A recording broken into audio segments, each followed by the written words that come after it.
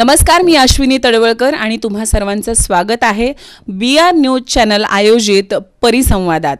मदतीचा हात. आपल्या सोलापुरातील वेगवेगळ्या सामाजिक संस्थांनी, सेवाभावी संस्थांनी सोलापुरात साधारण 21 सप्टेंबरपासून आजतागायत जो काही पुराचा लोट वाहिला होता किंवा पुराची झळ पोचली होती, त्यामध्ये सर्वांनी मदतीचा हात पुढे केला होता. काही प्रामुख्याने ज्या संस्थांनी मदत केली किंवा ज्यांनी पायपीट करत पूरग्रस्त भागामध्ये जाऊन प्रत्यक्ष हात देऊन पाण्यातून त्यांना बाहेर काढलं, 2 घास मुखात घातले, कुठे शेल्टर नसेल तिथे शेल्टर केलं आणि कुणाला सावली हवी असेल तर तिथे मदतीची सावली दिली. अशा पद्धतीने ज्यांनी काम केलंय सोलापुरात, अशा काही प्रमुख संस्थांच्या प्रतिनिधींना आपण इथं आमंत्रित केलंय.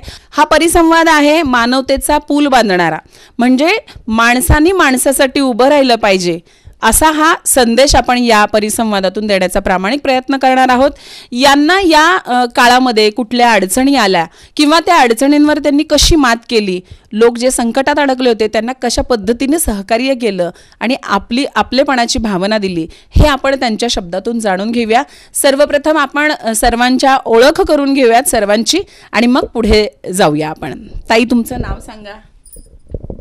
नमस्कार, माझं नाव आहे अरुणा राजेंद्र राठोड, राहणार मी फताटेवाडी.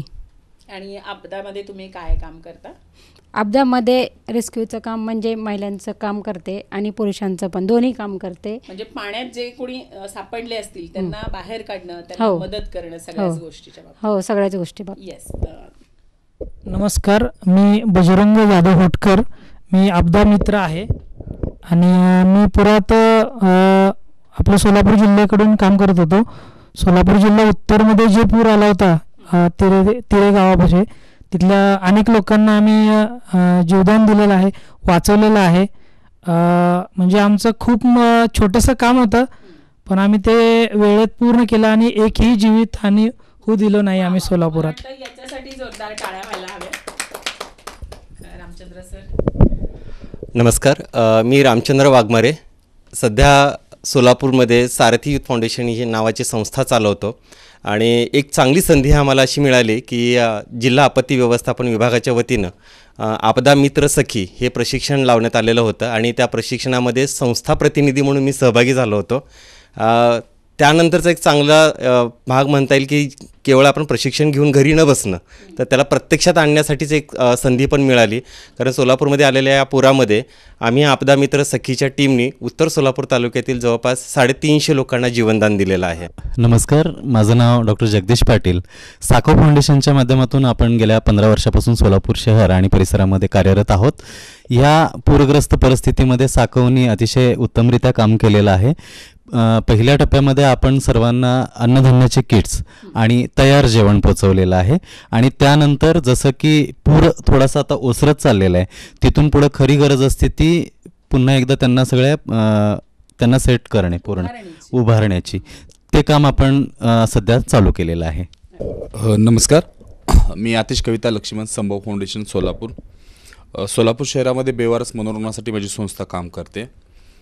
नुकतंच सोलापूर शहरामध्ये जो ग्रामीण भागामध्ये नुकताच पूर आलेला होता, त्या पूर परिस्थितीमध्ये संभव फाउंडेशनची भूमिका हे राहिली की जे सोलापूर उत्तर तालुक्यामध्ये जे आणि दक्षिण तालुक्यामध्ये जे 8-9 गावं होते, त्या गावांमध्ये जाऊन लोकांमध्ये समन्वय साधून आणि तिथल्या गरजा ओळखून त्यांना जीवनावश्यक वस्तूंचा आम्ही पुरवठा करण्यात आलेला आहे. नमस्कार, मी सतीश तमशेट्टी. जय हिंद फूड बँकेच्या माध्यमातून आपण या भूकमुक्त भारत ही चळवळ आपण सोलापुरातून सुरुवात केली होती. आज 3 राज्यात आपण जय हिंद फूड बँकेचं काम करतो आहे. त्याच पद्धतीनं आजच्या या सोलापूरमध्ये जो ह्याच्यामध्ये पूरग्रस्त भागांसाठी ज्या काही मदत लागत असते किंवा जे अन्नदानाची, म्हणजे अन्न विशेष करून जेवणाची जी व्यवस्था असते, जसे की पहिल्यांदा पूर आल्यानंतर पहिल्यांदा अडकले ते लोक जे ट्रकवाले, जे ट्रक आणि ट्रकचे सहकारी असतात त्यांचे, तर त्यांची त्यावेळेस कसे पूर्ण हॉटेलसुद्धा पाण्यात होते, बरेच रोडवरती पाणी असल्यामुळं त्यांची राहण्याची म्हणजे जेवणाची व्यवस्था होत नव्हती. तर पहिल्यांदा डायरेक्टली त्यांना जेवणाची व्यवस्था तिथून सुरुवात केली आम्ही आणि त्याच्यानंतर मग गावागावांमध्ये जसं की फ्रूट्स आहेत किंवा वैद्यकीय मदत आहे किंवा त्यांना आवश्यक लागणाऱ्या जे काही साहित्य आहेत जे अत्यावश्यक असणाऱ्या त्या गोष्टी आम्ही त्यांना पुरवण्यात आल्या. आता तुम्हाला या ओळखीतून समजलंच असेल की या सर्वांनी कृष्णाचं सारथ्याचं जे काम आहे ते सारथ्याचं काम आत्ता केलेलं आहे. म्हणजे जेव्हा एखादी आपदा येऊन उभी राहते, आपत्ती उभी राहते, तेव्हा एकत्वाने जे काम करणं आहे, एकवटून, ते किती गरजेचं आहे हे या संस्थांनी दाखवून दिलेलं आहे. अनेक अडचणींना तोंड देत किंवा त्याच्यावर मात करत ही मंडळी पुरात अगदी अर्ध्या कमरेपर्यंतचं पाणी जे होतं, गुडघ्यापर्यंतचं पाणी होतं, ते सगळं पार करत तिथं गेले. त्यांना घास खाऊ घातले, मदत केली आणि त्यांना बाहेरही काढण्याचा प्रयत्न केला. खरोखर माणुसकी काय असेल तर हे उदाहरण सगळ्यात श्रेष्ठ असू शकतं. कारण सोलापूरला मला वाटतं हा दुसरीच वेळ असेल की पुराचा एवढा मोठा त्रास झाला होता. पण ही सगळी मंडळी द्रोणाचार्यांच्या रूपामध्ये किंवा भीष्माच्या रूपामध्ये तिथे उभी होती म्हणून हे शक्य होऊ शकलं. मी अगोदर दीदींकडे वळेन की दीदींचा हा अनुभव काय होता आणि यातून आपण काय शिकलो आणि आपल्यालाही काय शिकायचं आहे. दीदी, कशा पद्धतीचं काम तुम्ही या काळात केलं? खरं तर हे जे आम्हाला आत्ता अब्दा सखी आणि अब्दा मित्राचे ट्रेनिंग दिले जे ढोले साहेबांनी, ते ट्रेनिंग होणार आहे आणि कशामार्फत होणार आहे हे माहीतच नव्हतं. आणि ज्यावेळेस ट्रेनिंग संपली मग त्यावेळेस आम्ही सरांना म्हटलो अजून एक दिवस भेटेल का, म्हणजे हे ट्रेनिंग खरंच महत्त्वाची वाटली. मग त्यावेळेस सरांना सांगितलं आम्ही एक दिवस द्या. नाही म्हटलं मॅडम एवढंच होणार आहे. मग मी म्हटलं ठीक आहे सर, ह्याच्या पुढे ज्यावेळेस बी कुठली आपत्ती येऊ द्या आम्ही समर्थने स्वतःहून खडे राहू, जेणेकरून लोकांना वाचू. आपत्ती येऊ नये पण मी तिथे उभे राहीन ही भावना खूप महत्वाची आहे. नेमकं तुम्हाला ट्रेनिंग कशा पद्धतीचं दिलं त्यांनी त्याचं आम्हाला म्हणजे ते ऐकायचं आहे आम्हाला. फर्स्ट आम्हाला जे दिलं ना, आधी प्रशिक्षण दिले. कशाचं प्रशिक्षण दिलं म्हणजे काय? अब्दा सखीमध्ये हे बोटिंग चालवणं आणि स्विमिंग करणं, रस्सी म्हणजे रस्सीचे जे हे नोट्स असतात ते नोट्स कसे बांधणे, आणि आपत्ती जर अशी एकच आपत्ती नसणार आहे की आपण वेगवेगळे असणार आहे त्या पद्धतीचे सगळे ट्रेनिंग आम्हाला दिले त्यांनी, जेणेकरून कुठल्याही परिस्थितीत आम्ही त्या लोकांना वाचू शकेल. त्याचा काय उपयोग झाला या पूरग्रस्त लोकांना मदत करण्याचा? झाला ना मॅम, आमची ट्रेनिंग होऊन 1 महिना पण झाला नव्हता आणि असं एवढं भला मोठं येईल पूर आणि आम्ही लोकांना वाचू शकेल आम्हाला ही कल्पनाच नव्हती. किती महिलांना मदत करू शकलात? असं जर बघायला गेलं ना 300-350 तर महिला आहेत. त्या महिलांना त्यातल्या एखाद्या आठवणीला तुम्ही स्पर्श करू शकता? एखादी आठवण सांगू शकता की तुम्हाला तिथं खूप कोसळून रडू आलं किंवा मग तुम्हाला वाटलं की देवा असं का करतोयस, या लोकांना का त्रास देतोयस? हां, आलं ना असं. कारण एक महिला होती, गरोदर होती, तिला त्रास तर आहेच आणि ती आजारी पण होती, पण तिनं यायला नकार देत होता. मग मी तिला म्हटलं हे बघ बाई, म्हटलं एक तर तुझा एकच जीव नाही आहे त्याच्यात, 2 जीवाचे म्हटलं, मग हे महत्त्वाचं आहे म्हटलं, आणि तू जर नाही आलीस तर त्याच्याने तुला त्रास पण होणार आणि तू जर नाही आली तर मला पण त्रास होणार. मी तिला वाचवू शकते असं माझा अनुभव आहे, पण ती यायला तयार नव्हती. मग आमच्या टीमने वर्कने मिळून सगळेजण आम्ही बोललो, मग काउन्सिलिंग केलं. काउन्सिलिंग केल्यानंतर मग तयार झाल्या त्या. मग आम्ही त्यांना घेऊन माघारी आलो. त्यावेळेस एवढं आनंद वाटला की आम्ही कुणाचं तरी भरू करू शकतो. म्हणजे जे बाळ जगात अजून येणार होतं त्याला तिथं तेव्हाच मदतीचे हात पोचले होते. म्हणजे नक्कीच ते बाळ जेव्हा जन्माला येईल तेव्हा त्याची आई आठवणीने सांगेल की एक आपदा मैत्रीण होती माझी, तिने माझं काउन्सिलिंग केलं आणि तिने आपल्याला पुरातून वाचवलं बाळा. त्याला किती छान वाटेल त्यावेळेस की मला कुणीतरी पोटात असतानाच जीवदान दिलेलं आहे. दादा, तुझा अनुभव काय होता प्लीज? माझा अनुभव म्हणजे आमची ट्रेनिंग संपल्यानंतर एक दिवस आम्हाला स्पेशल प्रॅक्टिस लावण्यात आली. प्रॅक्टिस संपले, संध्याकाळी घरी गेलो. रात्रीच फोन आले की आपल्याला सकाळी रेस्क्यूला व्हायचं आणि भला मोठा पूर आपल्या सोलापुरात आलेला आहे. मग आम्ही सगळे खूप घाबरलो, कारण आम्हाला काहीच अनुभव नव्हतं आणि भारतातली आमची अशी पहिली टीम आहे जी पहिल्याच महिन्यात आणि काय एक्सपिरियन्स नसताना आम्ही पुराच्या पाण्यात लोकांना वाचवू शकलो. काय तर एवढे खतरनाक अनुभव आहेत आमचे की 32 फुटावरून आम्ही लोकांना रेस्क्यू केलं आहे. एखादी गरोदर महिला होती, ती महिला 3ऱ्या मजल्यावरून आम्ही तिला रेस्क्यू केलो आणि ती अक्षरशः रडत होती. कारण माझ्याकडे आता जसं मॅडम आमचे बोलले की तिच्याकडे 2 जीव होते आणि त्यांचे ते सासू आणि सासऱ्या कारणात ते थांबलेले होते, कारण ते निघणार होते बाहेर. त्यांनी म्हटले आपल्याकडे एवढं पाणी येणार नाही, पण अचानक 3ऱ्या मजल्यावर त्यांना जाण्याची वेळ आली. आणि एक इन्सिडेंट मी सांगू शकतो की पूर एवढा मोठा होता की समोरून फ्लो भरपूर होता. त्यात आम्हाला क्रॉसमध्ये बोट न्यायची होती. ज्यावेळेस मी सरांनी बोटमध्ये बसलेलो होतो, आमचे अजून एक मित्र होते, बोट डायरेक्ट सरळ होत होती कारण समोरून फ्लो एवढं होतं. समोर 30 लोक अडकले होते आणि आम्हाला तर तिथून म्हणजे आमचं ही जीव खूप मोलाचा आहे, म्हणून आम्ही त्याचा विचार न करता आम्ही त्या 30 जणांना तिथून रेस्क्यू केलो. तो माझा पहिलाच अनुभव होता. कसं केलं, काय केलं? बोट जी सरळ होणारी होती त्याला काय उपाययोजना केली? मी लगेच तिथून आमचे जे प्रशिक्षक आहेत, आपत्ती व्यवस्थापन अधिकारी शक्तीसागर ढोले सर, यांना फोन लावलो. सर असं असं थोडंसं प्रॉब्लेम येत आहे. सर आम्हाला तिथूनच मार्गदर्शन केले की तुम्ही आम्हाला एक टॅक्ट शिकवलं होतं की पुराच्या पाण्यात कधीही सरळ बोट चालवायची नसती, तिरकी चालवायची अशी असती. त्या पद्धतीने मी बोट हँडल केलो आणि पहिल्यांदा आम्ही 3घच गेलो कुणाला न घेता.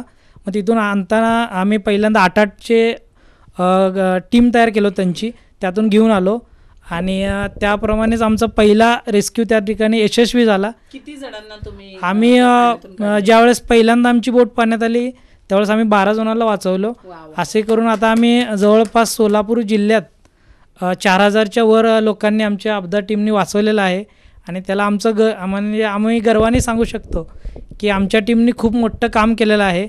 आणि फक्त आमचं प्रॉब्लेम एवढंच आहे, आम्ही NDRF नाही, आमचं थोडंसं तिथं एक वेगळं नाव आलेलं आहे. आम्ही आपदा मित्र आहो आणि आम्ही सगळे वेगवेगळ्या क्षेत्रातून या ठिकाणी आलेलं आहे आणि फ्री ऑफ कॉस्ट आपण या आपदा मित्र म्हणून काम करतो. आपदा हा ॲक्च्युली मला वाटतं खूप प्राचीन शब्द आहे, किंबहुना तो संस्कृत शब्द असावा. आणि NDRF किंवा मग CRF असो किंवा कोणती असो, जीव वाचवणं आणि मदतीला माणूस जाणं हे खूप महत्त्वाचं आहे.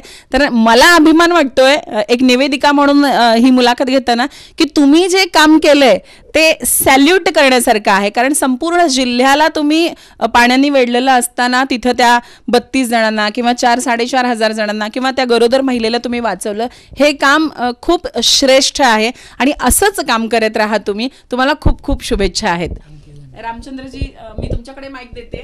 तुमचा अनुभव काय होता या काळातला तो सांगावा. खरं तर आपत्ती म्हटलं तर 3 टप्प्यामध्ये काम होतं.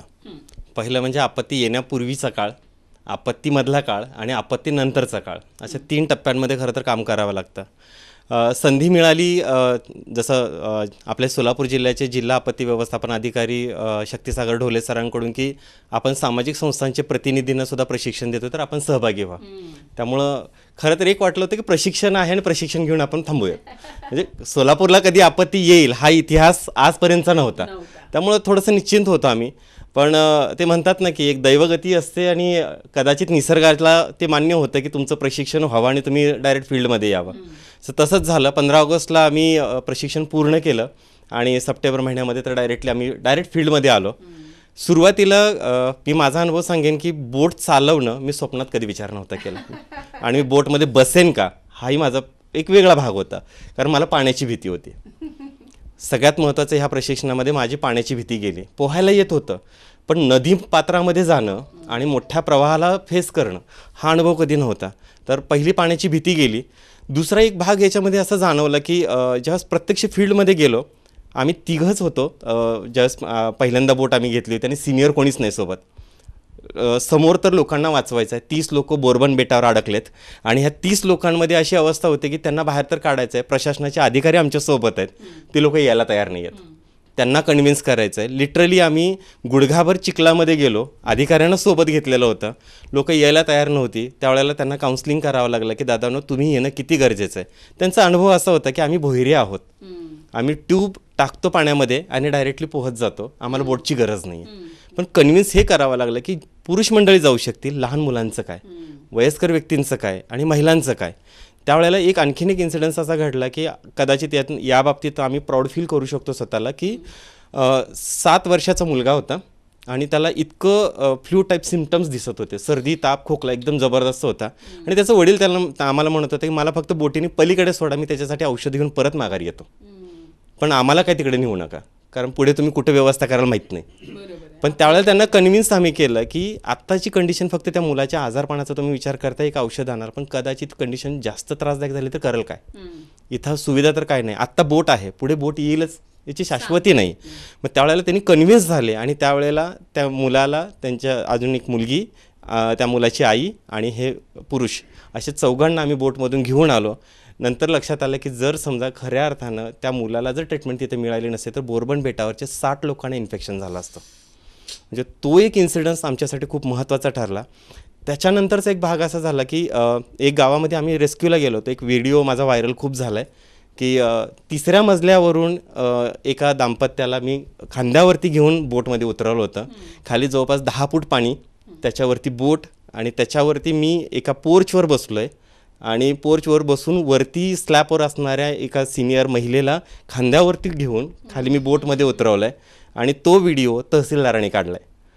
सो माझ्यासाठी ती प्राऊड फील मुमेंट अशी होती की एकतर एक अधिकाऱ्याला इतका आपल्यावरती गर्व असावा, इतका विश्वास असावा की हा व्यक्ती करू शकतो. आणि दुसरं महत्त्वाचा अभिमानाचा आणखीन एक भाग असा झाला, NDRFची टीम सोलापूरमध्ये येण्याच्या आधी या आमच्या आपदा टीमनी सोलापूर जिल्ह्याचं बचाव कार्य केलं आहे. त्याच्यामुळे जे प्राऊड फील झालं की आपण पहिली टीम आणि एक अभिमानाची गोष्ट. याच्यात एक आणखीन एक टप्पा ज्याच्यामध्ये संस्था म्हणून जेव्हा माझा रोल सुरू झाला, प्रत्यक्ष आपत्तीमध्ये काम करताना जाणवत होतं की मदतीची गरज खूप मोठी लागणार आहे. आणि त्याच्यावेळेस एक लक्षात येत होतं की आत्ता आपण जीव वाचवला आहे, आता वाचलेल्या जीवासाठी कुठेतरी 2 घासाची व्यवस्था व्हायला पाहिजे. मग याच्यामध्ये एक आणखीन असं मग अपील आम्ही सुरू केली सारथी युथ फाउंडेशनच्या माध्यमातून की आपण लोकांपर्यंत पोहोचूया. तोपर्यंत एक गोष्ट आणखीन प्रकर्षानं जाणवली, बऱ्याच सामाजिक संस्था, बरेच दानशूर व्यक्तींनी खाद्यपदार्थ दिले, परंतु ज्यांची घरामधली सगळी भांडी वाहून गेलेत, सगळ्या वस्तू वाहून गेलेत, त्यांनी सगळ्याच गोष्टी गेल्यात, त्यांच्या अंगावरच्या कपड्यांनी आम्ही त्यांना बाहेर काढलं होतं. मग त्यांनी आता जर समजा उपजीविकेचं साधन म्हणण्याच्या दृष्टिकोनातून त्यांच्याकडे काही शिल्लक नाही आहे, अशा वेळेला स्वयंपाक बनवून खायला काय आहे. सो सारथीकडून आम्ही भांड्याचे किट तयार केलेत आणि भांड्याचे किट आम्ही डायरेक्टली आता पोहोचवतो, जेणेकरून जे काही असेल कच्चं पक्कं का होईना पण स्वतःच्या घरामध्ये ते 2 घास खाऊ शकतील. सो आत्ता सध्याच्या घडीला एक महत्त्वाचा एक अभिमानाचा क्षण कोणता असेल माझ्यासाठी, ज्यावेळेला जिल्हाधिकारी कार्यालयामधून आम्हाला एक इन्व्हिटेशन आलं की तुम्हाला भेटायचं आहे सरांना. आणि ज्यावेळेस आम्ही जिल्हाधिकारी कार्यालयात गेलो आणि जिल्हा नियंत्रण कक्षाच्या रूममध्ये आम्हाला नेण्यात आलं, ती टीम आम्हाला इनडायरेक्टली ऑब्झर्व करत होती की आम्ही फील्डमध्ये काय काम करतो आहे. आणि ज्यावेळेस त्यांच्याकडून एक वाक्य आलं की हे खरे रिअल हिरो आणि रिअल देवदूत इथं आलं, आपल्या समोर आलं, अंगावर शहारा आला, त्याचं असं वाटलं की नाही आपल्या हातून कदाचित हे मोठं काम होणार होतं, म्हणूनच हे प्रशिक्षण आपल्याला मिळालं. सो त्यामुळं खूप सॅटिस्फॅक्शन आहे सोशल फील्डमध्ये काम करताना की हे प्रत्यक्षरित्या आपण 350 लोकांचे जीव वाचवले आणि त्यांना कुठेतरी आता उभारी द्यायचा प्रयत्न करतो आहे. खूपच प्रेरणादायी आहे हे. ओळखीतच इतकं ऐकलंय की आता पुढचे आणखीन अनुभव आपल्याला ऐकायचेच आहेत, पण खरोखर सारथी म्हणजे काय याचा अर्थ तुम्ही आम्हाला समजावून दिलेला आहे. आणि लक्षात ठेवा, दातृत्व हे खूप महत्त्वाचं असतं. जर तुम्हालाही काही मदत करायची असेल तर नक्कीच तुम्ही सारथी संस्थेला संपर्क करू शकता. आपण बोलतो आता साको फाउंडेशनचे संचालक संस्थापक अध्यक्ष डॉक्टर जगदीश पाटील यांच्याकडे. त्यांचा या पूरग्रस्त भागातला अनुभव काय होता, विशेष म्हणजे त्यांनी शब्द सुमनांजली म्हणजे शब्द अर्पण करत करत पुरातल्या लोकांनाही आधार दिलाय आणि काठावर बसून जे हे सगळं पाहत होते त्यांनाही संदेश दिलाय की बाबांनो बसू नका, मदतीला या. तर ही विभूती आपल्याला काय सांगते तेही आपण ऐकूया. नक्कीच ज्यावेळेस पुराची परिस्थिती सगळीकडे निर्माण झाली आणि लोकांना गरज पडत होती भरपूर, इन्स्टंट म्हणजे शिजवलेलं अन्न त्यावेळेस खूप गरजेचं होतं. पण त्याच्यानंतर थोडासा पूर ओसरल्यानंतर तुम्हाला घरात करून खाण्यासाठी काहीतरी धान्य पाहिजे होतं. म्हणून आम्ही सुरुवातीला मंगळवेढा तालुक्याकडं तिऱ्याच्या पुढं अकोले मंद्रुप म्हणून गाव आहे, तिथे एक 100 शेतकरी अडकून बसलेले होते आणि त्यांना जेवण मिळालेलं नव्हतं. अगदी आम्हाला 1:45 वाजता त्यांचा कॉल आला की आम्हाला अजूनपर्यंत जेवण पोचलेलं नाही, तुमच्या संस्थेच्या माध्यमातून तुम्ही काय करू शकता का. मग आम्ही इन्स्टंट त्यावेळेस मसाला भात तयार केला आणि सोबत थोडंसं कोरडा शिरा, अशा पद्धतीने त्यांचा 100 जणांची रिक्वायरमेंट होती पण आम्ही 200 पॅकेट्स आम्ही तयार केलं. आणि सोबतच पुराचं पाणी आजूबाजूला सगळीकडं पण आहे. शोकांतिका अशी आहे, सगळीकडं चौकडं पाणी दिसते पण एक घोट त्यातलं पाणी आपण पिऊ शकत नाही आहे. म्हणून आम्ही त्या जेवणासोबतच पाण्याचे बॉक्सेस आम्ही घेऊन गेलो आणि गेल्यानंतर त्या ठिकाणी आम्ही सगळ्यांना वाटप केलं. आम्ही एक स्ट्रॅटर्जी सुरुवातीपासूनच फॉलो करत होतो की एका ठिकाणी आपल्याला जर मदतीला जायचं आहे तर अगोदर त्या ठिकाणाचा सर्वे करा, तिथला एक माणूस तिथला त्याच्याशी आपण संपर्कात राहू जो की तिथली सगळ्या परिस्थितीची पूर्ण त्याला जाणीव असेल आणि योग्य ठिकाणी आमची मदत पोचली जाईल. तर अशा पद्धतीने आम्ही सगळीकडे एक एक माणसाची नियुक्ती आणि जसे की सगळ्या संस्था इथं काम करत आहेत, प्रत्येक संस्थेचं कुठं ना कुठं काहीतरी कॉन्टॅक्ट आहे, तर त्या पद्धतीने आपण अगोदर सर्वे करून त्यानंतर आपण मदत पोच करत होतो. ज्या हे कळलं कसं की त्या गावामध्ये गावाचं नाव काय होतं त्याच्या मुळात तो प्रश्न. अकोले मंद्रुप. आणि मग तिथे तुम्हाला इतकी मदत लागणार आहे हे कोणी सांगितलं का? मग बातम्या बघून नाही. किंवा संपर्कातलं कोणी होतं? शिवार म्हणून एक संस्था आहे पुण्याची, त्या संस्थेच्या माध्यमातून आम्हाला हा कॉल आलेला होता. तिथल्या पाटील आणि कांबळे अशा 2 व्यक्तींनी शिवार संस्थेला कॉन्टॅक्ट केला की सोलापूरमध्ये कुठली संस्था असेल तर आमच्यापर्यंत हे जेवण पोचवा. मग आम्ही शिवारचा आम्हाला कॉल आल्यानंतर आम्ही मग हे सगळं जेवण घेऊन तिथं पोचलो आणि पाटील आणि जे कांबळे असे 2 जे व्यक्ती होते तिथले त्यांच्या माध्यमातून आपण वस्त्यावरती जाऊन हे जेवण आपण देऊन आलेलं आहे. कुठपर्यंत होतं ते? पाणी त्यावेळेस साधारण थोडं गुडघ्याच्या खाली होतं, पण प्रचंड नुकसान झालेलं होतं. झाडं झोपलेली, ऊस सगळं झोपलेला होता, लाईटचे पोल पडलेले होते, ताराच्या मधून आम्ही कसं बसं तिथपर्यंत पोहोचलेलो होतो. जवळपास उद्ध्वस्त होतं. पण तिथेही हातभार लावण्यासाठी आपल्यासारखी मंडळी गेली. नक्कीच आणि आवर्जून सांगण्यासारखी गोष्ट आहे, एका कुटुंबामध्ये जर 4-5 लोक असतील तर ते सांगणार आम्हाला फक्त 3घांचंच जेवण द्या. क्या बात आहे. म्हणजे पहा, आसक्ती नको, म्हणजे 4 घास आणखीन कोणाच्या तरी घरात जावेत, हा उदात्त हेतू आहे. नक्कीच आहे. जे रिअल इफेक्टेड लोक आहेत, ज्यांनी हे सगळं अनुभवलेलं आहे किंवा ज्यांच्यावरती ही वेळ आलेली आहे, तो माणूस नक्कीच आधाशी नाही आहे. तो म्हणतो आत्तापुरतं मला द्या, हे पुढचे 2 अजून कोणाला तरी तुम्हाला उपयोगी येतील. म्हणजे हा इतका विचार करायला लावणारा आम्हाला अनुभव होता आणि आम्ही खरंच तिथून समाधानाने परतलो. कारण आजकाल इकडं सगळीकडे बघतोय, आता सगळे संभव असेल, सारथी आहे, ह्यांना नक्कीच अनुभव आले असतील. गावागावामध्ये गेल्यानंतर झुंडच्या झुंड अंगावरती येते. म्हणजे निगेटिव्ह मी बोलत नाही आहे, कारण ती परिस्थिती त्यांच्यावर आलेली आहे, मिळेल का नाही हा एक प्रश्न असतो पुढचा. पण आमचा हा अनुभव एवढा चांगला होता की म्हटलं आमच्याकडे 5 जण आहेत पण तिघांपुरतंच द्या. आणि आम्ही जातानाच 1/2 किलो तांदळाचा एक डबा आम्ही करून नेलो होतो की जेणेकरून दुसरं काही आम्ही भाकरी चपाती असं काही देत नव्हतो, तर ते तरी पोट भरून खातील. तर तो एक चांगला अनुभव होता. त्याच्यानंतर आम्ही कुर्डुवाडीच्या इथं आनंद साधना म्हणून एक प्रकल्प आहे, त्यांच्या माध्यमातून आम्ही तिथले सर्वे केलेलं होतं. तर तिथं सीना, दारफळ, उंदरगाव आणि लवे अशा 3 गावाचा सर्वे केलेला होता. तिथं आम्ही प्रामुख्याने काय केलं, सर्वसाधारण लोकांना कुठून ना कुठून मदत मिळत राहते किंवा जरी आज मी धडधाकट आहे, माझ्यापर्यंत पोचली नाही तर मी त्या मत्तीपर्यंत पोचू शकतो. पण दिव्यांग बांधवांचे एवढ्या अडचणी आहेत, आंधळे आहेत, कोणी अपंग आहेत, चालू शकत नाहीत, बोलू शकत नाहीत, ह्या लोकांपर्यंत काय पोचेल, रादर तिथं पोचलं का नाही हे पण आम्हाला माहीत नव्हतं. पण मग आम्ही तिथल्या सगळ्या लोकांची लिस्ट काढली आणि ह्या लोकांना आम्ही कोरडा शिदा, जेणेकरून एक 15 ते 20 दिवस त्यांना आरामात कमी संसाधनामध्ये ते शिजवून खाऊ शकतील अशा पद्धतीचं किट आम्ही ते तयार करून त्या लोकांपर्यंत पोचवलं. परत पाण्याच्या बॉटल आम्ही तिथं पोचवलो, कपडे त्यांना दिले. अशा पद्धतीने हे होतं. आणि ते करता करता पुढचा प्रश्न होता, अलीकडच्या ह्या 4 दिवसापूर्वीपासून थोडंसं पाणी आता ओसरत चाललेलं आहे. पूर जेव्हा येतो, बातम्या सगळीकडे लागतात, व्हिडिओज फिरत असतात, त्यावेळेस लोकंसुद्धा भावनेच्या लाटेवरती स्वार असतात. जसं पूर ओसरतो, बातम्या कमी होतात, तसं लोकंसुद्धा बाजूला जायला लागतात आणि खरी गरज ही तिथून सुरू होती. त्यामुळं आम्ही नंतरचा टप्पा पुनर्वसनाचा आणि हेल्थ चेकअपचा, हे 2 गोष्टी आम्ही तिथून सुरू केलो. नंतर आम्ही मोरवंची असेल, तिथून आष्टेगाव, साबळेवाडी या 3 ठिकाणी आम्ही मेडिकल कॅम्प घेतलो. तिथल्या लोकांचे चेकअप केलं, त्यांना फ्रीमध्ये मेडिसिन पुरवलं. आणि त्यानंतर साबळेवाडी गावामध्ये सीना नदीच्या काठाशी असलेले घरं आहेत, 9 पत्र्याचे शेड होते, 9च्या 9 घरं अक्षरशः वाहून गेलेत, काही त्यांच्याकडं राहिलेलं नाही आहे. एक घर चांगलं होतं, त्यापैकी मातीच्या भिंती होत्या, वरती पत्रा होता. पाण्याच्या पुराने आतलं कपाट, पत्रे उचकटून बाहेर निघून गेलेलं आहे. एवढी भयान परिस्थिती आहे. सुदैवाने कुठलीही जीवितहानी नाही आहे, पण एका घरामध्ये 100 कोंबड्या, झाडावरती बसायची सवय त्यांना, झाडावरती बसतात, झाड कोसळलं, 7 कोंबड्या फक्त राहिल्या, बाकीच्या सगळ्या वाहून गेल्या. काय करावं त्या शेतकऱ्यांनी अशी आपदा आल्यानंतर? तिथला चांगला अनुभव आम्हाला होता.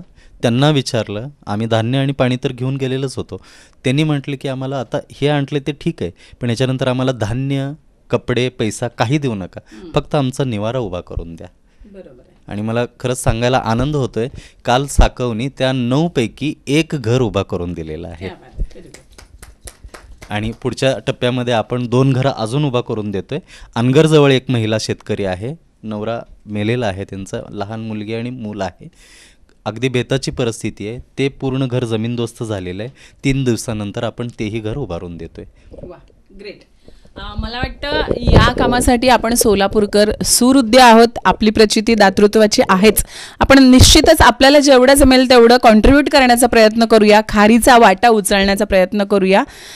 तुम्ही आत्ता बोलताना एक वाक्य बोललात की निवारा उभं करणं सगळ्यात कठीण काम हे असतं आणि पुनर्वसन होणं हे खूप महत्त्वाचं असतं.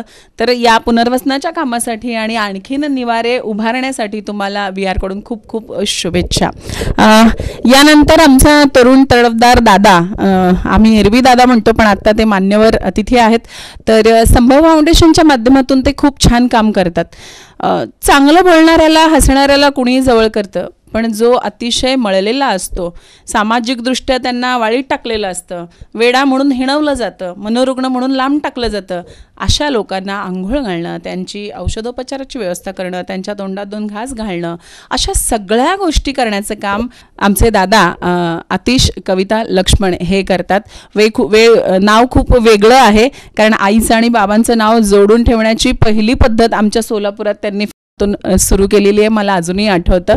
तुमचा काय अनुभव होता, कारण तुम्ही एरवी खूप वेगळं काम करता आणि आत्ता तुमचं हे पूरग्रस्त भागामध्ये जे काही काम झाले ते उल्लेखनीय आहे आणि फेसबुक आणि व्हॉट्सअप याच्या माध्यमातून ते सगळीकडं गाजलेलं आहे. जसं रामचंद्र सर म्हणाले, आदरणीय पाटील सर म्हणाले, तसं तुमचंही काम खूप गाजले. तर तुमचा काय अनुभव होता या पूरग्रस्त भागामधला? 24 तारखेला सोलापूर शहरामध्ये जे बेघर लोक आहेत, अशा बेघर लोकांसाठी संभव फाउंडेशन रोज एक वेळेचं जेवण देण्याचं काम करते.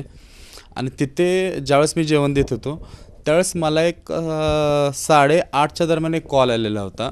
शिरापूर तालुका मोहोळ, जिल्हा सोलापूर, म्हणजे तिऱ्यापासून जवळपास एक 10 ते 15 किलोमीटरचं गाव आहे, जवळपास अंतर इतकाच आहे.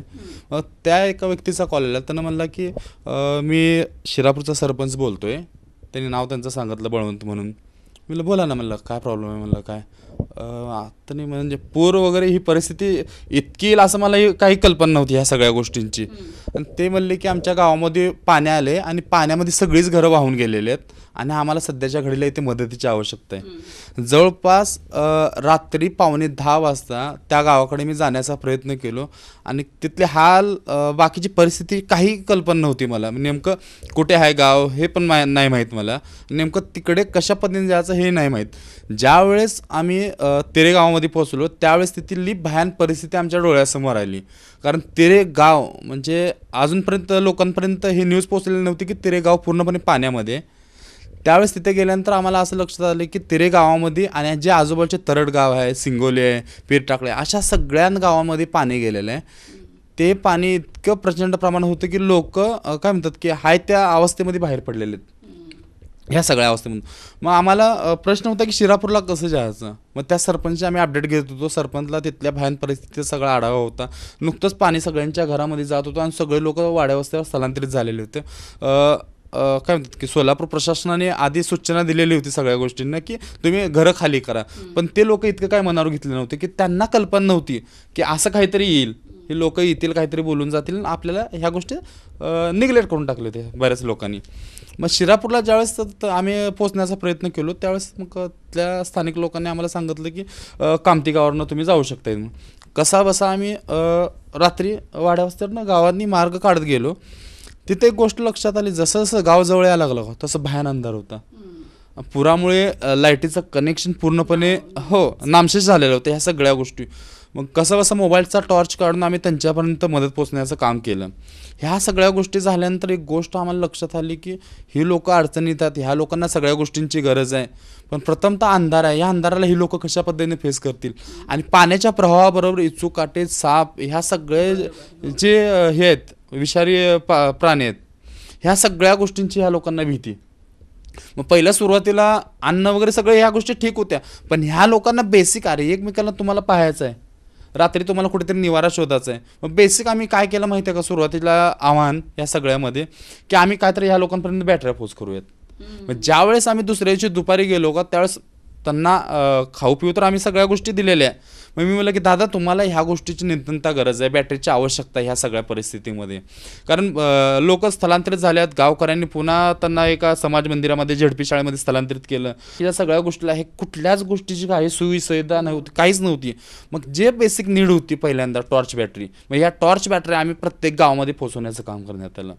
हे सगळं झाल्यानंतर पुन्हा आम्हाला एक प्रश्न असा होता की काही शाळा होत्या, त्या शाळेमध्ये म्हणजे काय म्हणजे बेसिक सुविधा म्हणताना सगळ्या गोष्टींचा अभावच होता, कुणाला काहीच कल्पना नव्हती या सगळ्या गोष्टीमध्ये. मग आम्हाला परिस्थिती प्रत्येक गोष्टीची कळायला लागली की छोटी मुलं आहेत, बायका आहेत आणि काही आजारी व्यक्ती आहेत आणि ती लोक अशा पद्धतीने उभे आहेत. मग त्याला ब्लँकेट, मग त्या पद्धती मग छोट्या लेकरांना 2 दिवसामध्ये त्या लेकरांनी म्हणजे काय रोजची लेकरं खाऊ घ्यायला जाणारी त्यांना खाऊ नव्हतं. त्या लोकांना आम्ही पहिल्यांदा बिस्किट दिलो आणि ते बिस्किट देताना त्या लोकांनी काय म्हणले माहिती आहे का, मग ते एक आरो बिस्किट म्हणजे प्रत्येक छोटा मुलगा म्हणलं की दादा आम्हाला आरो बिस्किट द्या म्हणून. म्हणजे लोक म्हणजे त्या मुलांची इतकी भावनिकता आणि इतकी ओढ होती ना की त्या परिस्थितीत सुद्धा त्यांची आम्ही आवड पोचवण्याचा प्रयत्न केलो. आणि ह्या सगळ्या गोष्टी करत असताना प्रत्येक गावांचा अहवाल आम्ही घेत होतो, नेमकी लोकसंख्या किती आहे आणि पूरग्रस्तामध्ये किती लोक गेलेत आणि त्यापर्यंत नेमकी आपली मदत कशाला गेली पाहिजे आणि कोणत्या पद्धतीने गेली पाहिजे. काय व्हायलं की बऱ्याच ठिकाणी निवारा केंद्र उभा झाले ह्या सगळ्यांसाठी, आपत्ती व्यवस्थापन उभा झाले, त्यांना राहण्याची वगैरे सोय झाली. आणि बरेच लोकांचा विषय काय होता माहिती आहे का, ती त्यांचं घरदार सोडून जात नव्हते आणि बरेच लोक शेतावर, रस्त्यावर अशा ठिकाणी स्थलांतरित झालेले होते वाड्या वस्त्यावर जाऊन. मग अशा लोकांपर्यंत मदत पोचणं आणि मोबाईलचा नेटवर्क सर्वात मोठी गोष्ट. मग काय करू लागलो आम्ही, दिवसा 5 जणांची आम्ही टीम घेणार आणि वाड्या वस्त्यावर जाणार आणि नोंदी घेणार प्रत्येकांच्या, म्हणजे ह्या वस्तीवर किती आहेत, त्या वस्तीवर किती आहेत आणि त्यांच्या बेसिक नीड. तर सुरुवातीला असं लक्षात आलं की काही महिला होत्या, त्या महिलांना स्वच्छतेसाठी बाहेर जाणं, रानात जाणं खूप भीतीदायक सगळ्या गोष्टी होत्या. मग त्यांना ज्यावेळेस आम्ही पहिल्यांदा बॅटरी दिलं त्यावेळेस त्यांनी समाधान व्यक्त केलं, दादा काहीतरी वेगळी तुम्ही मदत केल्यात, म्हणलं ह्या गोष्टीचा आनंद झाला म्हणलं. आणि हे सगळं झाल्यानंतर आम्हाला छोटी मुलं दिसली जी 2-4 वर्षाची होती. त्या लोकांना असं उघड्यावर त्यांनी रस्त्यावर झोपलेलं होतं आणि त्यांच्या काय म्हणतात निवारा तर काहीच नव्हता, पण काय म्हणतात की जे हाताला मिळेल ते ओढणी कोण टाकणार, काय टाकणार. मग त्यावेळेस आम्ही त्यांना विचारलं की नेमकं डास मच्छर काय चावत नाहीत काय नाही. मग त्यावेळेस एक गोष्ट लक्षात आली की यांना मच्छरापासून सुरक्षा करण्यासाठी आपण ह्या लेकरांना ओडोमॉस आणि मच्छरदाणी देणं खूप गरजेचं आहे. मग काय म्हणतात शिरापूर, शिवनी, शिंगोली गाव, पिरेटाकळी, पात्री, तेलगाव ह्या अशा गावांमध्ये आम्ही गेलो आणि तिथल्या मुलांची टोटली संख्या काढली आणि त्या मुलांना आम्ही पहिल्यांदा मच्छरदाणी, ओडोमॉस ह्या ज्या बेसिक गरजा आहेत त्या बेसिक गरजा देण्याचं आम्ही काम केलं, आजारी पडू नये. हो. आणि त्यानंतर विषय काय झाला माहिती आहे, ह्या सगळ्यांमध्ये एक समन्वय साधणं खूप गरजेचं होतं. कारण ज्यावेळेस दानशूर व्यक्ती ज्यावेळेस मदतीचा ओघ घेऊन येत होते गावागावामध्ये, तर ती मदत एका विशिष्ट ठिकाणी संपणार. म्हणजे पूरग्रस्त बाधित सर्व लोक होते, सगळ्या लोकांपर्यंत पोहोचणं, विभाजन व्हावं गरजेचं होतं. मग ज्या वाड्या वस्त्यावर जे लोक होते आणि काय होणार माहिती आहे का की म्हणजे सर्वात आपत्तीमध्ये सर्वात एक बेसिक गोष्ट आम्हाला लक्षात आली की वाहन. कारण ज्या वाड्या वस्त्यावर 4 चाकी 2 चाकी जातच नव्हत्या तिथं आम्ही चालत जाऊन ह्या लोकांचा सर्वे करून ह्या लोकांना सगळ्या गोष्टी प्रोव्हाइड करण्याचं आम्ही काम केलं. आणि हे सगळं झाल्यानंतर प्रत्येक घरांची आम्ही लिस्ट काढली की शैक्षणिक नुकसान म्हणा किंवा बाकीचं तुमचं काय केलं. आता धान्याचे पोते काय जवळपास 20-20 एकरचे जे काही मालक होते, म्हणजे काय म्हणतात की त्यांना भविष्यात वाटलं नसेल की आपल्याला कोणीतरी मदत देईल, अशा व्यक्तीने काय म्हणतात जगाच्या पोशिंद्याला हो. म्हणजे एक सांगायचं तात्पर्य काय माहितीये का, पूर्णपणे एक शेतकरी हातबल झालेला होता आणि त्याचे जे नुकतंच आम्ही ज्यावेळेस गेलो एक 5 दिवसानंतर गव्हाचे ज्वारीचे पोते एकदम सडलेले सगळे, म्हणजे इतकं वर्षभर त्याने कमवलेलं होतं ते 2 दिवसामध्ये गेलं, अशी भयान परिस्थिती होती. आणि अजूनही संभव फाउंडेशन ह्या सगळ्याच्या गावामध्ये जवळपास आपण 9 गावाला कव्हर करतोय.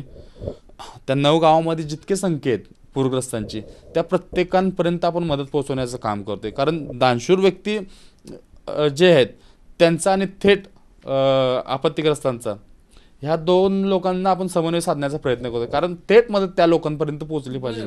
कारण ह्या सगळ्या गोष्टीमध्ये तुम्ही धान्याचं किट देताय, तुम्ही जेवण देताय, तुम्ही वस्तू देताय, ह्या सगळ्या तर गोष्टी ठीक आहेत, पण बेसिक त्यांच्याही काही गोष्टी आहेत. आता घरं स्वच्छ करण्याची त्यांची तयारी सगळ्यांची सुरू आहे. म्हणजे जवळपास गुढेघाबरत चिक्कुल ह्या सगळ्यांच्यामध्ये होता, गावांमध्ये, घरांमध्ये. आणि हे सगळं साफ करण्यासाठी त्यांना एक साधन सामुग्री असणं खूप गरजेची होती. मग त्या आम्ही प्रोव्हाइड करण्याचं काम केलेलं आहे, जेणेकरून थेट लोकांपर्यंत जाणं आम्ही हे सोयीस्कर केलेलं आहे. आणि लोकांना आवाहन करतोय, अमुक अमुक ठिकाणी जो आपत्तीग्रस्त आहे, ज्याचं पुरामध्ये घर गेले, त्यांचा आम्ही मोबाईल नंबर शेअर करतोय लोकांसमोर, की कारण थेट मदत त्या लोकांपर्यंत गेली पाहिजे, म्हणजे गरजवंतापर्यंत गेली पाहिजे. त्या पद्धतीनं बऱ्याच मुली होत्या, 2 छोट्याशा दिदी होत्या. त्यांनी आम्ही त्यांच्याशी ज्यावेळेस बोलत होतो वाड्या वस्त्यावर जाऊन, त्यावेळेस त्यांनी एक बेसिक हे केली की दादा आम्हाला पॅडची आवश्यकता आहे. म्हणजे ह्या सगळ्या गोष्टीतून ना आम्ही त्या गोष्टीला विसरलोच होतो. म्हणजे महिलांच्या आरोग्याविषयी ह्या गोष्टी विसरलेलोच होतो आम्ही ह्या सगळ्या ह्याच्यामध्ये. काय त्यांनी म्हणले की नाही आम्ही काय तर गुजारा करतोय. म्हणजे त्या मुलींचं धाडस मला खूप कौतुक वाटलं. म्हणजे मी त्यासमोर थोडंसं अनकम्फर्टेबल फील करत होतो, पण त्यांनी सांगितलं की दादा आम्ही अशा पद्धतीने सध्याला यूज करतोय आणि कापडही नाही आम्हाला. किती वाईट अवस्था आहे. आणि ही गोष्ट मी काय म्हणतात, एक सिव्हिलच्या आमच्या ताई आहेत, आग्रजा ताई आणि डॉक्टर मनीषा ताई, ह्या दोघांच्या म्हणजे डोळ्यात पाणी येतं ह्या सगळ्या गोष्टीमध्ये. ह्या दोघांना सांगले, ताई म्हणलं छोटासा प्रॉब्लेम आहे म्हणलं की अशा काही महिला आहेत म्हणलं आणि त्यांना सॅनिटरी नॅपकिन देणं खूप गरजेचं आहे म्हणलं. मग ह्या सगळ्या गोष्टी झाल्यानंतर ह्या सगळ्या गोष्टी ऐकून doctor Seema Kasegaonkar madam, doctor Gauri Kelkar madam यांनी जवळपास 250 ते 300 आम्हाला सॅनिटरी नॅपकिन दिले आणि आम्ही त्या गावामध्ये पोच केले. खूप छान, खूप छान. हे अशा पद्धतीने सध्याला काम सुरू आहे. आणि मी सोलापूर जनतेच्या लोकांना आवाहन करतो की पूर परिस्थिती जरी गेली असेल तरी आणखीन आपल्याला बरंच काम आहे, कारण बरेच लोक अजून उभी राहायला लागलेत आणि त्यांना आपल्याला उभं करायचं आहे. आम्ही तर आमच्या वेगळ्या संस्थेच्या माध्यमातून करू. आम्ही फक्त काय संस्था म्हणून जरी वेगळं असलो तरी माणूस म्हणून आम्ही एकच आहोत. आणि काय म्हणतात, प्रत्येकजण आपापल्या परीनं काम करते आणि ते पूरग्रस्त लोकांना करते. अजून लोकांना मदतीची खऱ्या अर्थाने आता सध्याच्या घडीला गरज आहे. निश्चितच संस्थेचं नावच संभव आहे, त्यामुळे प्रत्येक गोष्ट संभव करण्याचाच निश्चय आहे. मला वाटतं आज आम्ही BR न्यूज चॅनलनी तुम्हाला इथं बोलवण्याचं मुख्य कारण तेच आहे की तुम्ही जे काही केलंय काम ते 4 लोकांपर्यंत पोहोचावं. 4चे 8 व्हावेत, 8चे 32, 16 जे काय असतील ते होतील आणि लोकांना कळेल की बघ काय नेमकी परिस्थिती आहे आणि आपण काय द्यायला हवं. भलेच 10 पोळ्या घरात होत असतील, एखाद दिवशी 50 पोळ्या बनवा, थोडंसं पिठलं बनवा, भाजी बनवा, किंवा जुनी कपडी असतील, नवीन असतील, जी काही देण्याची वृत्ती आहे. सॅनिटरी पॅडचा उल्लेख केला, किती संवेदनशीलता आहे या तरुणांमध्ये की आपली एक छोटी बहीण आहे किंवा मुलगी त्या वयाची असू शकते, तिला ती बेसिक नीड हवी आहे हे ओळखणं आणि डोळ्यात पाणी तरळणं हे माणुसकीचं मूर्तिमंत उदाहरण आहे. निश्चितच या कामासाठी आमचे सोलापूरकर मदत करतील याची मला खात्री आहे आणि हा कार्यक्रम आयोजित करण्याची मूळ भूमिका आमची हीच आहे. त्यानंतर आपल्या एका दुसऱ्या तरुण तडफदार अशा सामाजिक कार्यकर्त्याकडे आपण वळूया. यांचं नाव आहे सतीश तमशेट्टी. जय हिंद नावातच देशप्रेम ओतप्रोत भरलेलं आहे आणि जवळपास राज्यातल्या 2-3 शहरांमध्ये तर हे काम चालूच आहे, पण मला वाटतं आउट ऑफ महाराष्ट्र पण त्यांची मदत येते, ते मदतही पाठवतात. अशा सुहृद माणसांची ही संस्था आहे. मुळात संकल्पनाच इतकी दृढ आहे, ती चांगली आहे की ज्याच्या मुखी घास जात नाही, अन्न पोचत नाही जिथपर्यंत, तिथं आपण 2 घास नेऊया. तुमचं उरलेलं अन्न असो, कार्याचं अन्न असो किंवा कोणत्याही कार्यक्रमात अन्न जर शिल्लक राहिलं तर ते कलेक्ट करणं आणि ते उरलेलं अन्न छान पॅकेटमध्ये पाठवून ज्याला खरीच गरज आहे त्याच्यापर्यंत पाठवणं, हे उत्कृष्ट काम हा दादा करतो. दादा, तुमचा या पुराच्या संदर्भातला अनुभव काय होता की तुम्ही कशा पद्धतीने काम केलं? या पुराच्या माध्यमातून ज्यावेळेस जय हिंद फूड बँक म्हणून आम्ही काम करतो की फक्त हे पूर हा एक म्हणजे यंदाचा वर्षी जरी असला तरी हा आमच्यासाठी नवीन अनुभव नव्हता. ह्या ज्यावेळेस सांगली कोल्हापूरचा जो दरवर्षी येणारा तिथला पूर असेल तर त्यावेळेससुद्धा आपण सोलापूरवरून ज्यावेळेस आपण मदत पाठवत असतो तर त्याचाही एक अनुभव आम्हाला होता. त्याच्यानंतर सोलापूरला आलेला 2020 सालीसुद्धा तो अशाच पद्धतीने एक पूर आलेला.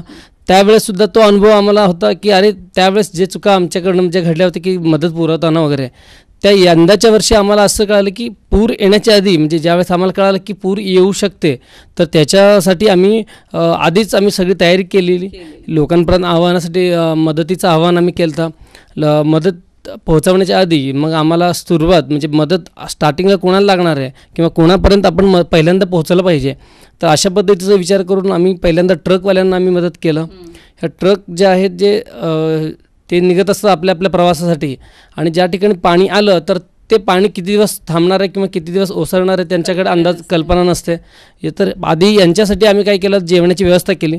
ज्यावेळेस आम्हाला हातूरवरून ज्यावेळेस फूड बँकेची टीम काम करते, ह्या छोट्या छोट्या गावांमध्ये सुद्धा आपले व्हॉलंटियर्स काम करतात, तर तिथून आम्हाला फोन आला की पहिल्यांदा आपल्याला ट्रकवाले जे आहेत ते थांबलेत आणि त्यांना जेवणाची गरज आहे. तर मग आम्ही सिव्हिल हॉस्पिटलमध्ये रोज जेवण पुरवत असतो, तर त्याच माध्यमातून आम्ही तिकडे सांगितलं की आम्हाला यंदा रोज 100 लोकांचं आम्ही सिव्हिलला देत असेल तर आम्ही तिकडे 300 लोकांचं आधी बनवून घेतलं की 100 लोकांचं सिव्हिलला पाठवलं आणि 200 लोकांचं आम्ही ट्रकवाल्यांसाठी आम्ही तिथे घेऊन गेलो आम्ही. आणि तिथे जाताना म्हणजे त्यावेळेस आम्हाला अंदाज नव्हता की पाणी कितपर्यंत आलं किंवा आम्हाला कितपर्यंत चालत जावं लागेल. त्यावेळेस जेवण वगैरे बनवलं, त्यावेळेस आम्हाला मदत जी लागली त्यावेळेस, किंवा जे गोरक्षक आहेत आमचे सोलापूरमधील जे विश्व हिंदू परिषदेचे जे टीम आहेत ते आले तिथे. मग त्यांना म्हटलं की आम्हाला जेवण आमच्याकडे खूप आहे तर आम्हाला घेऊन जाण्यासाठी मदत करा. मग त्यामध्ये केळी घेऊन गेलं तर आम्ही, चपाती भाजी असेल, भात असेल, हे पूर्णच म्हणजे जेवणाची पूर्ण साहित्य वस्तू आम्ही तिथे घेऊन गेलो. आधी त्यांच्यापर्यंत पोहोचवलं. त्याच्यानंतर मग आम्हाला आयडिया आली की आता हे लोकांना तर आपण पोहोचवलं, जे हातूरपासून ते केगावपर्यंत म्हणजे जो मार्ग आहे, जो महामार्ग आहे, तो महामार्गावरती सगळे ट्रक थांबलेले आहे. आम्हाला जितकं शक्य होईल तितक्या लोकांना आम्ही आवाहन केलं की आम्ही जेवण आणले तिथपर्यंत आम्ही एका ठिकाणी बोलवणार, सगळ्यांना जेवायला बसून तिथं जेवण खाऊ घालणार. मग त्याच्यानंतर आम्हाला कळालं की आता गावांमध्ये आम्हाला जाणं गरजेचं आहे. मग त्यावेळेस आम्ही ज्या काही सामाजिक संस्था आमच्यासोबत काम करतात, ह्या सामाजिक संस्थांमध्ये प्रत्येकाने आम्ही ठरवलं की एकच संस्था 2 ठिकाणी जाणार नाही, म्हणजे एकाच ठिकाणी 2 संस्था जाणार नाहीत. समन्वय ठेवलं की आज आतिश दादा आहेत ते तिरेच्या इथे गाव जातील, जगदीश सर आहेत ते सोलापूरच्या बाहेर जिथं की आम्ही विचारही करू शकत नाही त्या ठिकाणी ते जातील. आणि माझी जी संस्था आहे जय हिंद फूड बँक आणि आमची टीम ही हातूर आणि दक्षिण सोलापूर या ठिकाणी आम्ही जाण्याचा प्रयत्न केला. त्या ठिकाणी हातूर आहे, हातूरपासून चंद्राळ गाव आहे, चंद्राळनंतर समशापूर आहे, आणि ह्या ठिकाणी आम्ही प्रयत्न केला की ह्या ठिकाणी आपण जाऊयात आणि तिथल्या लोकांना जे काही गोष्टी असतील, मग पहिल्यांदा तिथं गरज जी होती ती पहिल्यांदा रेडी फूड म्हणजे बनवलेलं जेवणाची गरज होती, अन्न मिळणं गरजेचं होतं. त्या पद्धतीनं आम्ही तिथं घेऊन गेलं आणि त्या लोकांना आम्ही जेवणाचे पॅकेट्स दिले. आम्ही जसं जसं लोकांना आवाहन करत गेलो की आम्ही इथे मदत पोहोचवतो आहे, तुम्हाला कोणाला मदत करायची असेल तर तुम्ही करा. तर अशोक चौकमधील व्यापारी संघटना आहे, तशामध्ये अग्रसेन भवन म्हणून अग्रवाल समाज आहे, त्यांनी पाण्याच्या बॉटलची उपलब्धता करून दिली आम्हाला.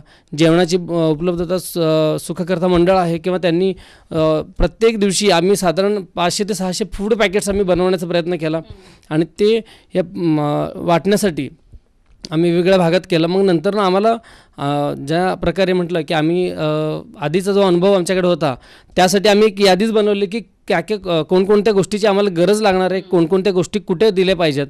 त्या त्याच गावातल्या स्वयंसेवकांना आम्ही सोबत घेतलं आणि त्या पद्धतीनं मेडिकलचे म्हणजे आवश्यकता असेल तर गोळ्या, औषधं आणि जे प्रामुख्यानं जे आपल्याला कळतं की हे खोकला लागल्यानंतर आपण औषध घेऊ शकतो, की त्या पद्धतीनं एक नर्सला आम्ही सांगितलं की त्यांच्या माध्यमातून त्यांना गाईड करून घेतलं आणि त्यांना पुरवलं. त्याच्यानंतर हे करता करता आम्हाला अनुभव असे आले की त्या गावांमध्ये जसं की चंद्राळ गाव आहे, चंद्राळ गावाच्या पूर्ण सीना नदी लगतच आहे आणि ते गाव म्हणजे पूर्ण गावापर्यंत आलं पाणी. त्या ठिकाणी आम्ही ज्यावेळेस जेवणाचे फूड पॅकेट दिलं तर त्यावेळेस त्या लोक स्वतःहून म्हणायचे की नाही आम्हाला इतकंच लागणार, म्हणजे एकच पॅकेट लागणार आहे, त्याची पुढची गरज नाही, ज्यांना लागणार आहे परत तुम्ही त्यांना द्या. अशा प्रकारच्या मानसिकता आणि अशा प्रकारचे विचार ते ठेवून आम्हाला प्रोत्साहन देत होते की अरे नाही हे म्हणजे की बाबा एकाच ठिकाणी जाण्यापेक्षा प्रत्येकाला आम्ही वैयक्तिकरित्या वाटणी करून प्रत्येकाला देण्याचा आम्ही प्रयत्न केला आणि लोकांनी सुद्धा तितक्याच पद्धतीनं आम्हाला मदत केला. आणि ह्याच्यामध्ये आनंदाची गोष्ट आणि एक वाईटसुद्धा वाटतं की ही परिस्थिती यायला नाही पाहिजे की अशा लोकांवरती ज्या ठिकाणी हे लोक म्हणजे रोजंदारी करत असतात. शेतकरी तर असतो आपल्या जगाला म्हणजे जो पोशिंदा आपण म्हणतो की तो जगवणारा माणूस जो आहे आज त्याला जगवण्याची वेळ आपल्यावरती येते, माणसाला माणुसकी म्हणून आपल्याला जाण्याची वेळ येते. तर अशा पद्धतीनं वेळ त्यांच्यावरती यायला नाही पाहिजे. आणि तरी पण त्या ठिकाणी एक आप्पा हॉटेल म्हणून हातूरच्या ठिकाणी एक हायवेला एक हॉटेल आहे, ते स्वतः पाण्यामध्ये होतं हॉटेल. तर त्यांचे जे मालक होते ते प्रशांत सलगरे म्हणून, ते स्वतः आमच्यासोबत लोकांना जेवण मिळावं म्हणून त्यांनी प्रयत्न करत होते. प्रत्येक ठिकाणी लोकांना पाणी पाहिजे, पाण्याची व्यवस्था. आम्ही त्यांना एक समन्वय घेतला होता की तुम्ही आम्हाला सांगा, आम्ही तिथे वाटू. कारण की मग प्रत्येक ठिकाणी जाण्यासाठी म्हणजे एक छोटं लोकांना स्थलांतरित केलं असेल तर त्या ठिकाणी कुठे कुठे स्थलांतरित केलं आहे, त्या ठिकाणी जाण्याचा प्रयत्न केला आम्ही. आणि या अनुभवात असा आला की माणसाला म्हणजे शेतकरी जर म्हणतो त्याचं शेत जरी पाण्यामध्ये गेलं असेल, त्याचं पीक जरी पाण्यामध्ये गेलं असेल किंवा त्याची विचाराने तो माणूस तो गेलेला असेल, पण दुसऱ्याला कसं जगवता येईल या पद्धतीनं त्यांनी विचार करून आम्हाला आमच्या संस्थेच्या माध्यमातून आम्हाला म्हणजे पोहोचवण्याचा प्रयत्न त्यांनी केला. आणि असंच आता म्हणतो की पूर ओसरला आहे, पण परिस्थिती ओसरलेली नाही आहे. परिस्थिती अजून बिकट होणार आहे. आता ह्याच्यामध्ये फक्त रोगराई पसरण्याचे जास्ती चान्सेस आहेत. त्याच्यामध्ये त्यांना आता घर गेलं आहे, घरामध्ये धान्य गेलं आहे, त्यांना धान्याची व्यवस्था आहे, धान्याची व्यवस्था करायची आहे. आता आपण आत्तापर्यंत रेडी फूड दिलं, आता आपण जेवणाची किट्स वगैरे म्हणजे धान्याची किट वगैरे बनवत आहे. त्याच्यामध्ये सॅनिटरी पॅड, त्याच्यामध्ये 5 किलो तांदूळ पूर्ण म्हणजे तांदूळ, डाळ, साखर, पीठ आणि तेल ह्याच्यामध्ये जे बाबा त्यांनी आता डायरेक्टली बनवू शकतील अशा पद्धतीचं आपण किट बनवणार आणि ते पोहोचवण्याचा आता आपला जय हिंद फूड बँकेचा पुढचा टप्पा असणार आहे. खूपच प्रेरणादायी. पण मला असं म्हणायचं आहे की हे मानवनिर्मित आहे का निसर्गनिर्मित आहे, या प्रश्नाच्या खोलीशी न जाता तुम्हा सगळ्यांना हे काम करत असताना प्रशासनाची मदत कशी झाली किंवा प्रशासनाने तुम्हाला काय मदत करण्याची धडपड केली, त्याचाही थोडासा उहापोहा आपण करूया. तुमच्यापैकी कुणीही बोलू इच्छित असेल तर ते बोलावं त्यांनी. मी बोलतो हे सगळी परिस्थिती सुरू असताना एक गोष्ट आम्हाला जाणवली की प्रत्येक गावामध्ये एक आशा वर्कर आहे आणि प्रत्येक गावामधल्या ग्रामसेवकामध्ये आम्ही कॉन्टॅक्टमध्ये होतो. त्या ग्रामसेवकाच्या संपर्कातून, आशा वर्करच्या संपर्कातून आम्हाला गरजू महिलापर्यंत, मुलीपर्यंत जाता आलं आणि ग्रामसेवकाच्या माध्यमातून एक्झॅक्ट लोकसंख्या आम्हाला कळली. म्हणजे आता ते अनऑफिशियली बोलणं खरं तर हे राहिलं, पण प्रामाणिकपणे जे ग्रामसेवक होते त्यांनी त्या गावामध्ये राहून त्या पुराचा सामना केला आणि अशा बरेच गावं अशा आम्हाला भेटली की तिथून ग्रामसेवक 3-3 दिवस आले नाहीत. ताई अशी अवस्था काही गावांमध्ये होती. लोकांच्या भावना होत्या ह्या सगळ्या. कारण प्रशासनामध्ये आशा वर्कर असू द्या, ग्रामसेवक असू द्या, कारण ह्या लोकांनी खूप महत्त्वाची भूमिका निभावली या सगळ्यामध्ये. ठीक आहे, 4 जणांची नकारघंटा होती, पण बाकीच्या सगळ्यांनी आपल्याला मदत केली. एक आशा वर्कर आपल्यासोबत पण आहे, आशेचं किरण घेऊनच आहे. तर त्या पण बऱ्याचदा काम करत असताना आपल्याला प्रशासन सुद्धा सोबत असायला हवं असं वाटतं. तर तुम्हाला काय अनुभव आला त्याचा? नाही, प्रशासनाचं तर काम आहेच आहे. जेव्हा आम्ही अगदी शेवटच्या टोकापर्यंत आम्ही जात होतो, मगाशी जसं मी म्हटलं की आता दादांनी बोलताना सांगितलं की ठराविक एका टप्प्यापर्यंत मदत पोचते, पण जे खरेच अफेक्टेड आहेत, जे खरंच पूर परिस्थितीमध्ये अडकलेले आहेत, त्या शेवटच्या माणसापर्यंत मदत अजूनही काही ठिकाणी पोचत नाही आहे. तिथंपर्यंत आम्ही पोचलो आहे. नक्कीच काही भागामध्ये प्रशासनाच्या विरोधामध्ये नाराजी आहेच आहे, कारण अगदी कमी वेळामध्ये त्यांना हे मेसेज दिला गेला की तुम्हाला आता इथून स्थलांतर व्हायचं आहे. तर काही ठिकाणी असं होतं की ते पूर परिस्थिती येणार आहे हे त्यांना माहीतही आहे. म्हणजे अगदी मी साबळेवाडीला गेल्यानंतर 72 वर्षाचा माणूस आहे, का शेतकरी राजा, त्यांनी आम्हाला सांगितलं की 72 वर्षामध्ये आम्ही कधी असा पूर नाही पाहिला आहे. 2020ला जो आलेला होता तो ठीक आहे, गुडघ्यापर्यंत पाणी होतं, थांबलेलं होतं, फोर्स काही नव्हता, पण ह्यावेळेसचा पूर हा भयानक होता. आणि नक्कीच तलाठी असतील, ग्रामसेवक असतील, यांच्या माध्यमातून मदत होतीये आणि ज्या संस्था तिथंपर्यंत जाते. आत्ता दादाने म्हटल्यासारखं योग्य ठिकाणी तुम्ही कुठं मदत करावी आणि कोण खरंच गरजू आहे त्यांची माहिती आम्हाला त्यांच्या माध्यमातून मिळत आहे आणि त्यामुळं काम अजून चांगल्या पद्धतीने आम्ही करू शकतोय. ग्रेट. मला हेच म्हणायचं की प्रशासन जर सोबत असेल तर आपल्याला जे काही न्यायचं आहे त्याबद्दल आपण अजून थोडंसं आत्मविश्वासी होऊन तिथपर्यंत मदत नेण्याचा प्रयत्न करू. अनेक वृत्ती असतात, अनेक प्रवृत्ती आपल्याला पाहायला मिळतात, पण मला असं वाटतं की अशा संकटात अगदी हल्ला नाही तो दगडच असावा आणि जे हल्ले ती माणसं होती आणि ती माणसं आपल्या सोबत होती. तुमचा प्रशासनाशी खूप जवळचा संबंध होता, कारण तुम्ही जिल्हा प्रशासनाच्या सोबतच होतात.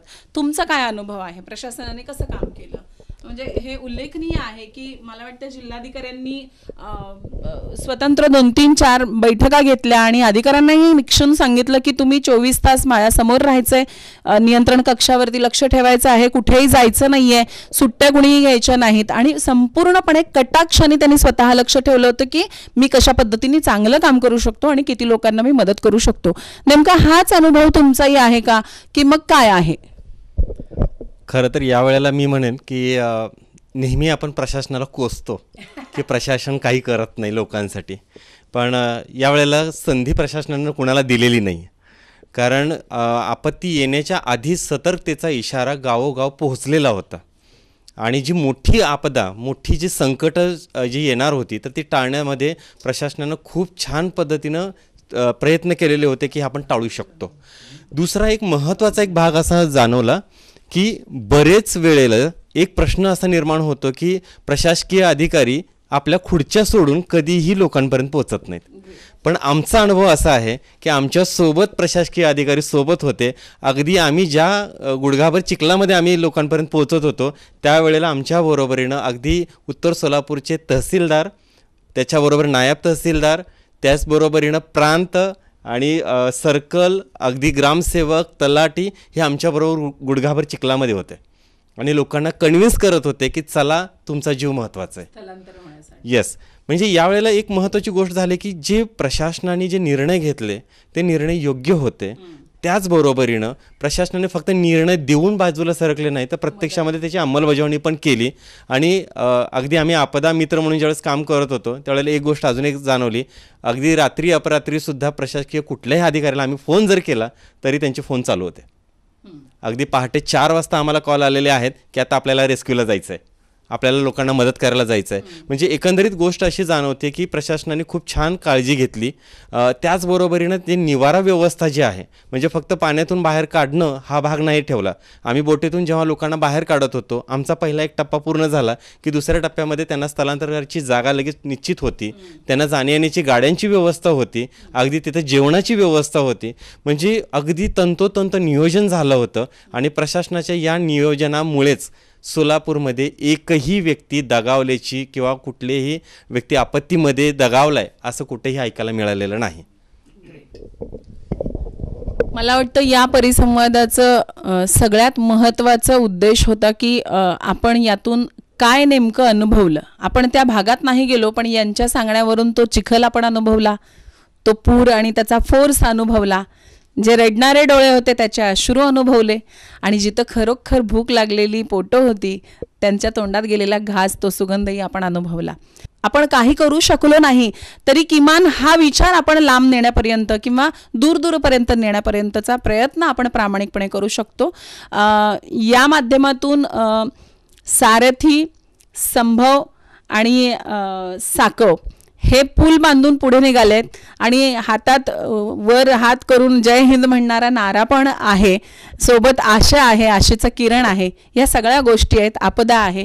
तर आपलं काम काय आहे की आपण एक सुजाण आता या पुनर्वसनाच्या कामासाठी आपण काय मदत करू शकतो ही आपण निश्चितच करूया. तुम्हाला मदत करायची असेल तर या संस्थांच्या प्रमुखांना संपर्क साधू शकता किंवा BR न्यूज चॅनलच्या कार्यालयातही तुम्ही येऊन प्रत्यक्ष भेट देऊन नंबर्स घेऊ शकता. संपर्क साधून तुम्ही पुढच्या मदतीसाठी हात पुढे करू शकता. तुम्हा सर्वांचे खूप खूप आभार.